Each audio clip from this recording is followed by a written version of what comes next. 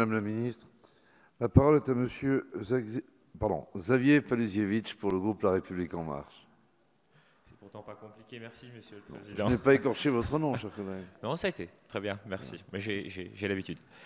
Madame la ministre, chers collègues, j'associe à ma démarche ma collègue Valérie Petit, députée du Nord.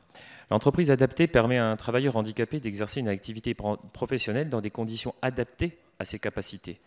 La spécificité de l'entreprise adaptée est d'employer au moins 80% des travailleurs handicapés.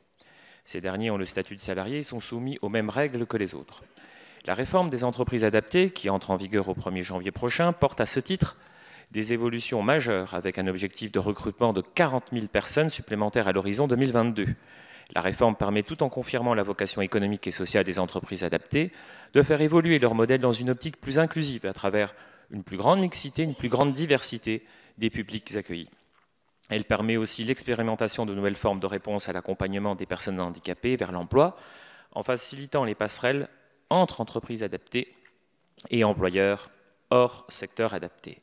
Elle doit enfin assurer que les personnes les plus éloignées du marché du travail, et notamment les bénéficiaires de l'allocation adulte handicapé, qui a été augmentée, je le rappelle au passage, puissent davantage avoir accès à ces emplois.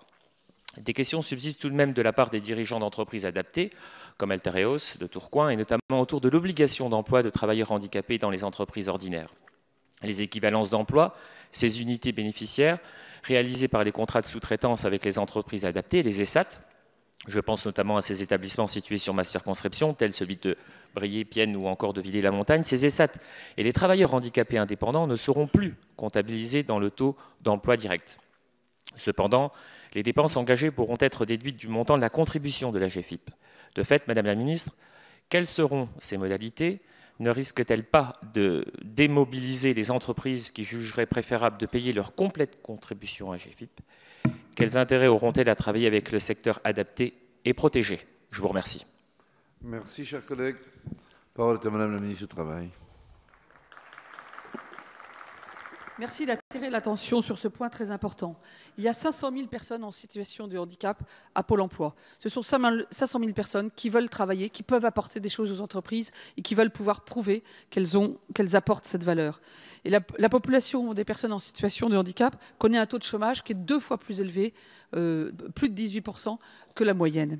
Alors pour cela, nous avons, avec Sophie Cluzel, dans la loi pour la liberté de choisir son avenir professionnel, prévu une transformation de la politique d'emploi des travailleurs handicapés. Il y a une dimension budgétaire, mais bien au-delà, une dimension législative. Un des éléments importants, c'est l'obligation d'emploi des travailleurs handicapés, que vous avez souligné. C'est dans notre logique qui est d'aller vers l'entreprise inclusive, c'est aussi permettre d'augmenter le périmètre de postes ouverts aux situations de handicap en rénovant des listes vieilles de 1987 qui finalement excluaient les personnes en situation de handicap de nombreux postes, et la comptabilisation par entreprise et non établissement qui va permettre à plus de 100 000 postes d'être disponibles pour les personnes en situation de handicap. La transformation du système de calcul en ETP ou en budget pour les entreprises qui font de la sous-traitance permet une énorme simplification qui était attendue du secteur et notamment des entreprises parce que ça décourageait les entreprises tellement le système était compliqué.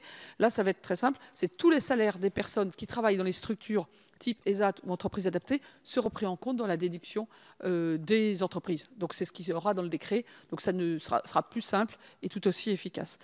Sur le plan budgétaire, je l'ai dit, nous accompagnons fortement cette évolution et notamment les entreprises adaptées qui sont un vrai tremplin vers l'emploi ordinaire. Et l'accord du 12 juillet que j'ai signé avec l'Union nationale des entreprises adaptées va permettre, avec les augmentations budgétaires, d'avoir plus 5 000 ETP, c'est-à-dire 10 000 personnes supplémentaires en emploi dès 2019. Je crois que c'est très attendu par le secteur et ensemble, nous pouvons faire progresser l'entreprise inclusive. Merci, Madame la ministre.